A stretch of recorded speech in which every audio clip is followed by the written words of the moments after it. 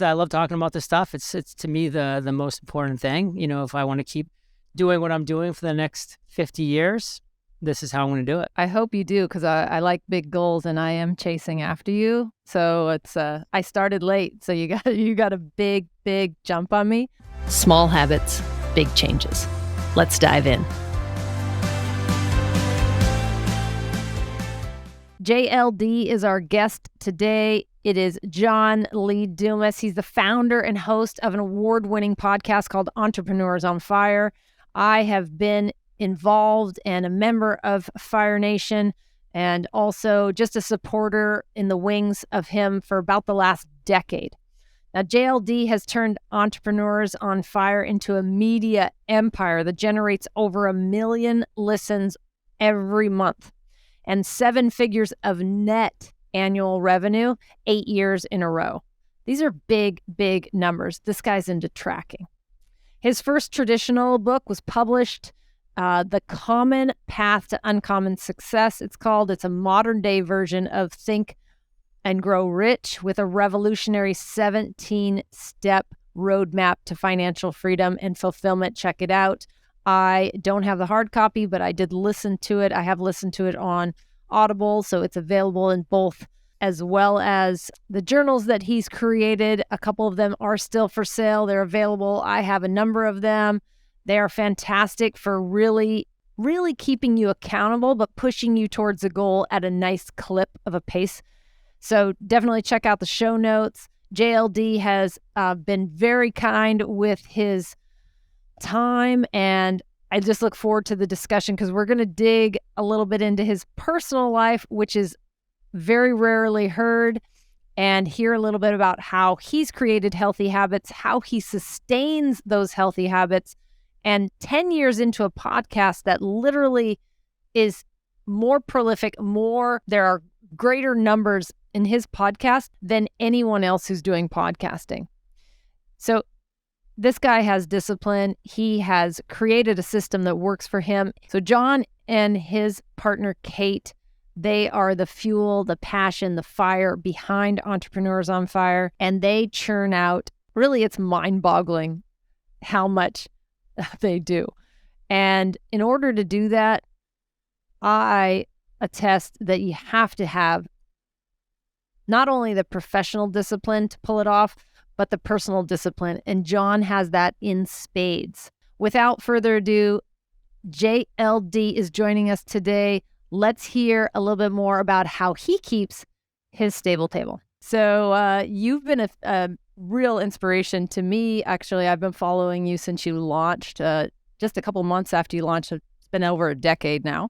So you really were the impetus to get me going on a podcast, which I started in 2013. Thank you so much. And that sat on the back burner after a while and then came back in 2016, 15, and 16. So now it's finally happening. I'm so excited to have you. Wow. My podcast it looks at a lot of entrepreneurs in the audience, but also just busy folks. I love that you just grabbed a glass of water because that's where I'm going. I'm going to dig into a little bit of your personal habits because what many of us that follow you know is that you've been very, very transparent as far as your business accolades. All of the stats that are available on EO Fire for me, I can geek out on that all day long. You've been great from day one, showing where the money's coming in and what your efforts are and where you're going. I'm hoping that discipline, I'm guessing that it translates a bit into your personal life. And if you'd share a little about how you maintain, and Kate as well, because I know you guys are the dynamic duo, and she's off screen and you're on. So that's definitely, I wanted to include that because you guys share a household, and those habits can really, it can be helpful to have somebody in your corner holding up, if you guys are on the same page. So if you don't mind sharing a little bit about how you keep your personal wellness, because you've got some stamina. We're talking, there are very few people in the industry right now with 10 years under their belt. And I don't know anyone other than maybe Pat Flynn that has nearly 4,000 interviews. If people don't understand what that 4,000 episodes. If they don't understand what that means, that's like 77 years of a weekly podcast. So I could start now and I'd have to be 100 and almost 130 to catch up with you if I don't go more than one a week. So that's I'll let actually you have it. why I have a lot more episodes than Pat, because he actually is weekly or a couple days a week at most. So he's been doing it for longer than me, but my episode count is way higher than his. So Pat and I have always been good friends, and we have a really friendly competition with each other to keep growing, our shows and our businesses to the next level. So I love him and I love what he's done. And it's always fun to interact when I can. But to kind of give you a quick rundown of the past 10 years, one thing that really resonated with me is I heard somebody on a show of mine say not too long ago, the healthy person wants 1,000 things. They have desire for 1,000 things. The unhealthy person wants one thing. And I think we both know what that one thing is. That's health. Because if you don't have health, what else can you desire? Because nothing else is worth it until you are healthy, at least to a certain level. And so for my first 5 years of my business, I was all business. I was so focused, nose to the grindstone, hands on the keyboard, like just making the show the best that I could, building the business, courses, books, journals, webinars. I was just doing so many things. I was working a lot, and I wasn't neglecting my health. Oh, there's one of the journals right there. Sweet. And I wasn't neglecting my health. I wasn't like completely just like not doing anything. I was still like going for runs when I could, and I was still eating pretty decent. But, I looked at myself and I'm like, man, you're like 36 years old and you look like you're 36, which, a lot of people would be happy with that, but I've always had a baby face. And, right now I'm really scruffy. So I don't quite have the baby face I can when I shave. But I was like, man, come on, you can be better. Because I was starting to feel a little more lethargic. I was starting to not love the way that I looked or that I felt on a day-to-day basis, as much as I knew that I could. So it was really that day, about 5 years in, I said, you know what, I'm going to start just committing to greatness, not just on the business side, but on the health side as well. So I hired a virtual trainer. This is somebody that I get on Zoom with. It's been 7 years now. We've worked out together every Monday, Wednesday, and Friday for 7 years. Of course, there's been a couple times when I've been traveling overseas that we haven't got together, but every time I'm here in my home, Monday, Wednesday, Friday, we're hitting the gym together. I built out a gym here. I committed to eating better. I rarely drink. I mean, I do on special occasions, but it's rare now. And I've never done anything beyond that anyway. So that was kind of my one toxic vice that I did have. I was, a more consistent drinker back in the day. And then I just started seeing everything starting to really add up in a good way. And I guess one thing I forgot about is I prioritized sleep above everything. When you're like in your 20s and early 30s, like going to bed at 9 p.m. seems like the most depressing thing in the world. Almost impossible too. Almost impossible and just depressing. Like, who wants to be a person that goes to bed at 9 p.m.? That's sad. Yeah. That's kind of the mindset of a lot of 20 and 30-year-olds, mine as well, by the way. I had to shift that mindset. I had to say, sleep is the top of my pyramid. Everything I'm going to do is going to prioritize sleep. And then the next priority that I have below that is nutrition. And then the next priority below that is exercise. They're all incredibly important and are mandatory, but it's in that order because, for the last thing about exercise, people are like, no, exercise is more important than nutrition. And maybe it is for you, but I live by the phrase that you can't out-exercise your mouth. And I see a lot of people that exercise their face off, like they exercise so much and they eat like crap and they still look like crap because you can't out-exercise your mouth. So I prioritize my sleep. I want to be in bed by 9 p.m., hopefully asleep by 9:15, 9:30. I want to sleep a full 8+ hours. I have an Oura ring that tracks my sleep, and I really prioritize that. And when I see that I'm not getting good sleep, I make the correct adjustments to get back to where I need to be. I really focus on nutrition. My first, breaking of my fast every morning is an epic smoothie with all the right minerals and nutrients. And it's such a good way to start the day. It's so healthy. And then I try to have a very healthy dinner as well. And I treat myself. I had some Ben & Jerry's last night. I'm not trying to be perfect over here, but I'm trying to be really good and still enjoy life and still enjoy eating and still enjoy, all the things. So, nutrition's that number 2 step, and then exercise, it's just every day for me. It's Monday, Wednesday, Friday. I'm hitting the weights with my trainer. The other days of the week, I'm focused on, I walk a minimum of 6 miles every day. That's 10,000 steps, by the way, with my dog. Me and Gus, 3 miles in the morning, 3 miles at night. It's a commitment. I've got a cold plunge. I have an infrared sauna. I take Epsom salt baths. And by the way, I do all this stuff because it's just me and Kate. If and when we have kids, my time will become a little more, pulled in different directions, and some things may need to go. And I'm aware of that. So other parents that are out there saying, hey, like, I just don't have that kind of time to sit in a cold plunge and an Epsom salt bath and an infrared sauna. I get it. And I may not forever as well, but I do now because that's the life that I've created. And so I take advantage of that and I focus on that.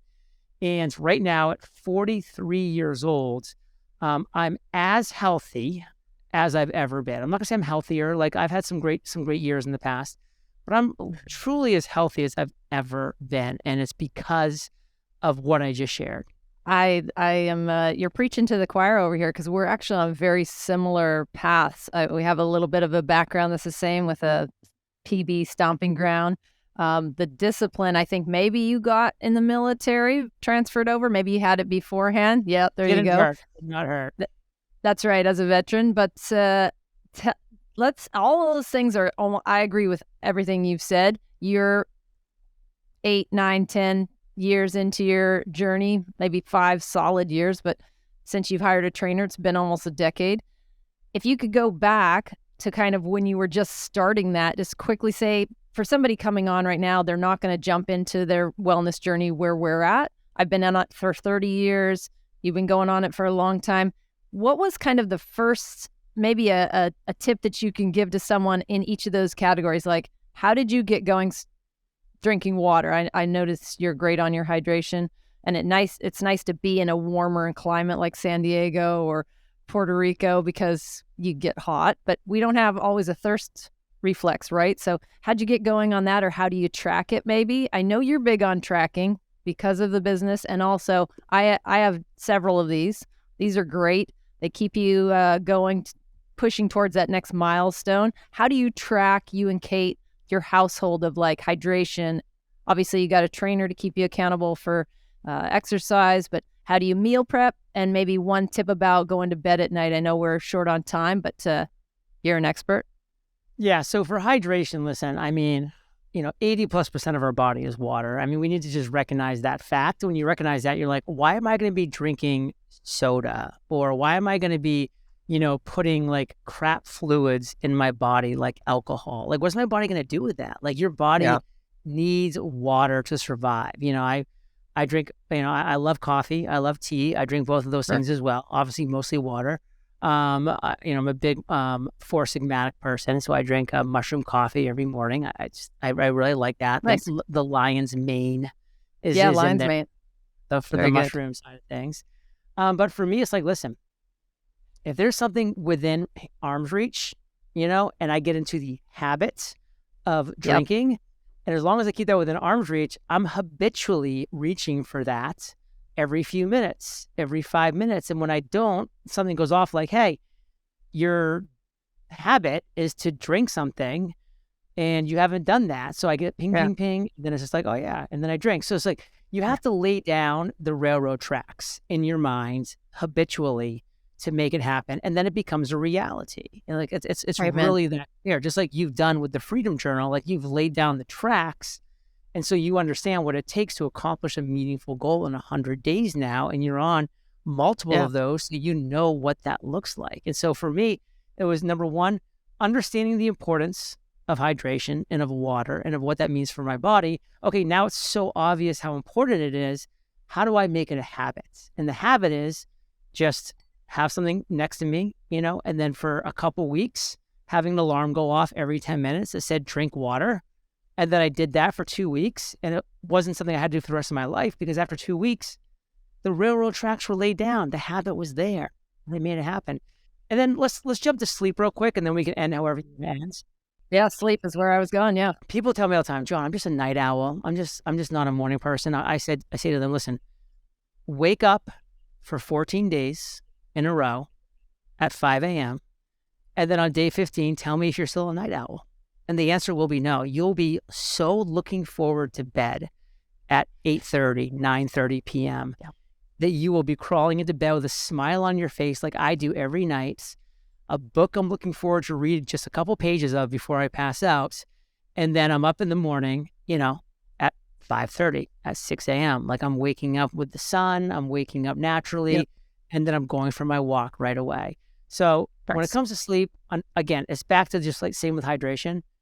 Understand the importance of it to you and your body. That's the first thing. You got to educate yourself, because otherwise it just feels like it's a job, it's a chore. No. So like that's why I, listen to Sean Stevens' podcast. That's why I listen to the Cabral concept, Dr. Cabral's podcast, because I learn about the importance of these things. And then I know that it's so worth implementing it. And then I just come up with a plan, just much like I preach in the Freedom Journal, a SMART goal. And then I just execute on that goal. And again, for me, it was forcing myself to wake up super early for 14 days in a row, not allowing myself to nap, and then just being really tired at the end of the day and wanting to go to sleep at a normal hour. Because a normal hour, by the way, for the last 50,000 years of Homo sapiens has been dark after the sun goes down. That's right. The circadian rhythm is there for a reason, and I go to sleep. And I wake up and I feel great. I got a 97 sleep score like 4 days ago on my Oura Ring. It was almost a perfect night's sleep. Lovely. I track with the Whoops, but I've heard wonderful things about the Oura Ring. I'm glad you mentioned it. Tell me really quick how your household is. Do you have a chef, or do you guys prepare your meals? How's a healthy nutrition? Joys in life is actually cooking, which is super fortunate for me. Like, she loves doing her workout in the morning, having her work day, and then going for a walk in the evening, and then coming back and just making a meal. Like, she enjoys the process. It's a meditation time for her. She's listening to a podcast while she's doing that. She's cooking up a meal. She enjoys serving that meal. So that's just her. Like, if she was more like me, we'd have a chef, because it wouldn't happen. But, she enjoys doing it. I love the food that she cooks. I much prefer a home-cooked meal, so we're just a good partnership like that. I love that. Thanks so much for sharing that, because I know it's not always the questions people are asking about your personal life. Which is a good thing. Right. But I appreciate you sharing, because part of the podcast for me is educating people on there's a myriad of ways to do things, and everyone's kind of their own special snowflake, and they're going to find their own way. But if they hear something from you or from me or from someone else who's practicing, they may be like, hey, that could work for me, and they try it on. So I appreciate you sharing. I know it's not your normal job, but thanks so much for your time. Anything else you want to add before we close up? No, just I love talking about this stuff. It's to me the most important thing. If I want to keep doing what I'm doing for the next 50 years, this is how I'm going to do it. I hope you do, because I like big goals, and I am chasing after you. So it's I started late, so you got a big jump on me, but I like that potential. I love what you're doing. I got all your stuff in the show notes, so everybody can check out. Thanks so much for your time, and keep killing it.